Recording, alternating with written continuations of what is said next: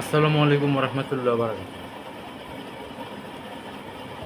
মাথায় কলপ লাগাইছি, মনে হচ্ছে কি করতেছে বুঝছেন।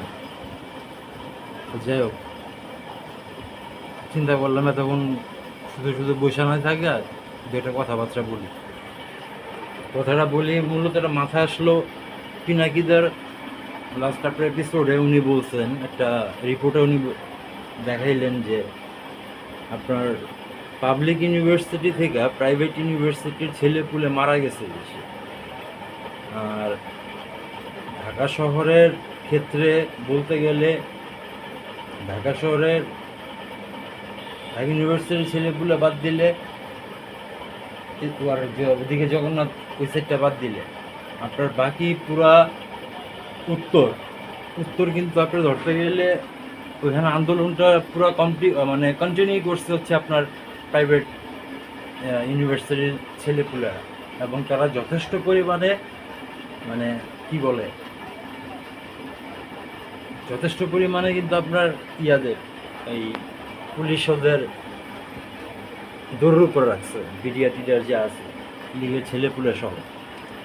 তো ওদের আসলে কে কটুক করলো এটার মাপকাঠি বড় বিষয় না, কিন্তু এই যে ইয়ং ছেলেপুলে এরা যে হঠাৎ ঘুরে দাঁড়াইলো এবং সারা বিশ্বকে প্রমাণ করে দিল যে বাঙালি জাতি এখনো মরে নাই, এই জাতির ইউথ এখনো মরে নাই, এই জাতি বারবার অসম্ভবকে সম্ভব করে দেখাইছে বারবার।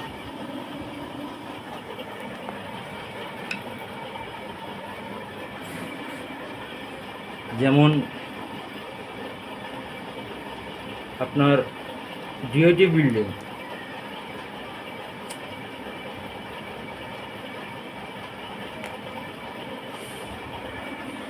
12-13 বছরের দুই পোলা যায় জনার ফেরদৌস ডিআইটি বিল্ডিং, যেটা তখন 71 সালে ছিল হচ্ছে আপনার পিটিভির মানে পাকিস্তান ন্যাশনাল টিভি যেটা, সেটার হেড অফিস ওইটাই অফিস ছিল, পরে আপনার রামপুরে আনে। তো যাই হোক, তো সেইখানে দুই পিচ্ছি গেরিলা প্ল্যান করছে যে টাওয়ার উড়া দিব। তো বুঝতে পারতেছেন, দেশে পাকিস্তানি আর্মি ওরা গেরিলা আর ওরা দুই পিচ্ছির প্ল্যান হচ্ছে টাওয়ার উড়া দিব। তাহলে বাঙালি পোলাপাইন এগুলো আসলে কোন পদের বুঝতেছেন? তো মনে করেন খালেদ মোশাররফ মিশন দিছে এক পিচ্ছিরে, ওটারও বয়স এরকম 12-13 বছর। মিশন কি? যে তুই একা একা যায় তুই বাংলা পশ্চিম পাকিস্তানের গভর্নরে মেরা হলাবি মোনাম খারে, আর ওরে ব্যাকআপ দেওয়ার লেগে আরেকজন দিচ্ছে সঙ্গে। এটা ওর মারার কাজ না, মারার কাজ ওর, আর ওরে ব্যাকআপ ওরে তো ঘেরা দায়িত্ব হইল। যাই হোক, ওই পিচ্ছি ঠিকই মোনাম খারে মেরা পড়ছে, 2 দিন লাগছে তার। এটা হলো বাংলাদেশের পোলাপাইন। আর বাংলাদেশের এই বিচ্ছু পোলাপাইন খালি খালি বিচ্ছু বলে নাই। আপনারা গান শোনেন না, উইন্ড অফ চেঞ্জ, তারা নাম রাখছে স্করপিয়ন্স, এবং অনেকের ধারণা যে ওই সময় স্করপিয়ন্স যখন তৈরি হয় তখন বাংলাদেশের যুদ্ধ চলে, এবং এই বিচ্ছু নামটাও কিন্তু আপনার ওয়ার্ল্ড ওয়াইড পরিচিত। বাংলাদেশের মুক্তিযোদ্ধাদের যে কটা নাম আছে, হ্যাঁ, যে মুক্তিবাহিনী, মুক্তিযোদ্ধা, গেরিলা, ঠিক আছে, বিচ্ছু, এরকম অনেক আছে, নাম আছে এর মধ্যে একটা। আচ্ছা, মূল বিষয় আসে। আমাদের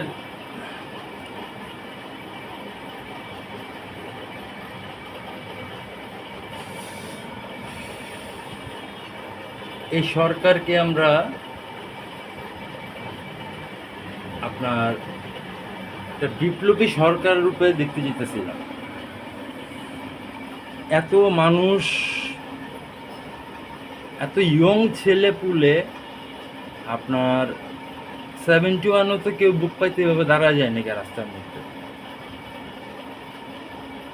কিন্তু 2024 এসা বুলেটের মুখে দাঁড়ায় গেছে। একটা মানুষ কখন বুলেটের মুখে দাঁড়ায়? একটা জাতি ওই ওই ওর দাঁড়ানো মানেই হচ্ছে আমাদের সবার দাঁড়ানো। তিউনিশিয়ায় বুয়াজিজি মাথায় কেরোসিন ডাইলে আগুন জ্বালায়, পেট্রোল ডাইলে আগুন জ্বালা দিয়েছে নিজের। ওই এক বুয়াজিজি আপনার পুরো আরবরায় কাঁপায় দিছে, পুরো আরব বসন্ত নিয়ে আসছে। আমাদের এই সাইদ মনে করেন অলরেডি বাংলাদেশ তো বাংলাদেশি, পাকিস্তান ইন্ডিয়া পর্যন্ত কাঁপায় দিতেছে। এবং আমরা ওইভাবে প্রচারণা করি না দেখা আজকে যারা আপনার ময়দানে যুদ্ধ কইরা মারা যায়, রক্ত দিয়া, যা জীবন দিয়া, সব কিছু দিয়া, শরীরের বিভিন্ন অংশ কাইটা ছিঁড়া, বুলেটের ক্ষত নিয়া, অন্ধ হইয়া, দুই পায়ে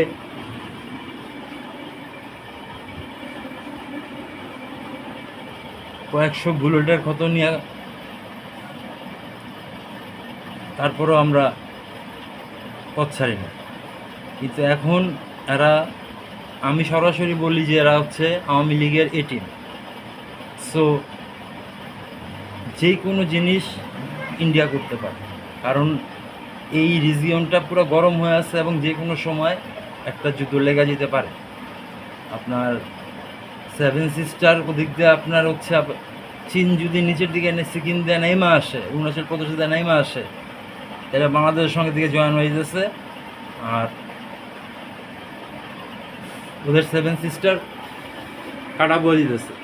এদিকে আমেরিকা চাইতেছে যে 7 সিস্টার কাটা বয়ে গেলে এরা মিজোরাম, নাগাল্যান্ড, মণিপুর এগুলো নিয়ে একটা খ্রিস্টান রাষ্ট্র তৈরি করবে এবং সেটার গেটওয়ে ওরা বাংলাদেশ দিয়ে চাইতেছে, বান্দরবন দিয়া। আর ইন্ডিয়া বাংলাদেশ আমরা কেউই চাই না যে কোনো দেশ ঢুকুক, ঠিক আছে? আপনারা অলরেডি দেখছেন বার্মার অবস্থা। আপনার বার্মাতে ইন্ডিয়া পাকিস্তান দুজনই ফাইন্যান্স করছে। ইন্ডিয়া, আমেরিকা, চায়না সবার ফাইন্যান্স আছে, কারণ ওইখানে সবারই স্বার্থ জড়িত এবং ভৌগোলিকভাবে বাংলাদেশের সঙ্গেও স্বার্থ জড়িত, এবং এই কারণে বাংলাদেশের উপরও এই ইয়াটা আসতে পারে। কিন্তু বাংলাদেশের যে গভর্নমেন্ট, যে সরকার এখন যারা চলতেছে, তারা কি আসলে কি খায় দেয়, ঘুমায় আর ফুর্তি করে, আর কিছু করে কি করেন আমি ঠিক বুঝতেছি না। তো যাই হোক, আমার মনে হইতেছে স্টুডেন্ট আবার নামতে হবে। আপনারা স্টুডেন্ট যারা, আপনারা আবার তৈরি থাকেন, ইনশাল্লাহ মনে হয় আবার নামা লাগতে পারে। এবার কাছে আপনার ঘর পরিষ্কার করার পালা, ঠিক আছে? ঘরের যে নাকি আপনার ওই একটা মৌচাকে রানী মৌ থাকে কিন্তু একটা, বাকিগুলো তার সোলজার। তা আমরা যেহেতু রানী মধুরে মারতে পারছি, তো বাকি চালাপালা সোলজাররে মনে করেন মারাটা খুব বেশি কষ্ট হওয়ার কথা না। তো ইনশাল্লাহ আমরা সবাই একসঙ্গে হই আবার, এবং একটা করে ধরি, একটা করে ছাড়ি।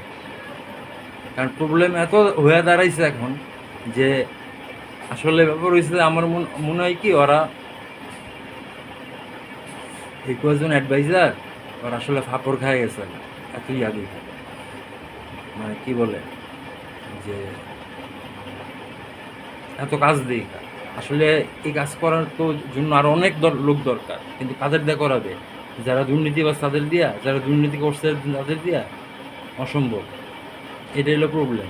আর এর মধ্যে ম্যাক্সিমাম হচ্ছে আবার আওয়ামীপন্থী ভেজাল আছে, মানে পুরাটাই একটা ক্যারাবেরা অবস্থা করে ফেলেছে ওরা। তো এই ক্যারাবেরা এগুলো ছুটানো লাগবে আমাদেরই, ঠিক আছে? ওরা ছুটাইব না, আমাদেরই ছুটানো লাগবে এবং আমাদেরই আগায় নেওয়া লাগবে কাজ, যা দেখা দিতেছে। ওই যে বলছিলাম না লাস্ট ভিডিওতে, যে বিরোধী দল হিসাবে আমাদেরই কাজ করতে হবে, মনে হয় তাই করতে হবে এবং খুব শীঘ্রই সেটা শুরু করতে হবে, আদারওয়াইজ দেশের কোনো বাঁচন নাই। ঠিক আছে, রাখলাম। আল্লাহ হাফেজ, আসসালামু আলাইকুম।